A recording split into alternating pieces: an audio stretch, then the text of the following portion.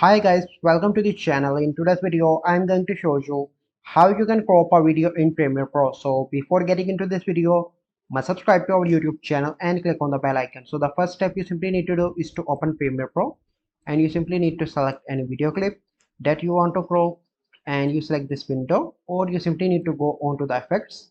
And if you do not know how to go, you can use a shortcut, that is Shift 7, and go on to the effects tab.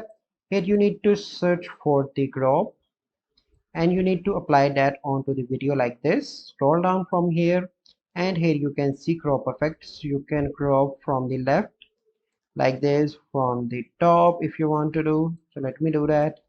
From the right side, from the bottom. So it is up to you how you like the crop effect for your video. Okay, so once it is done, you simply need to click on Shift Control M, and you can easily export that video. So this is a simple process by which you can crop video in Premiere Pro. So I hope you find this video helpful.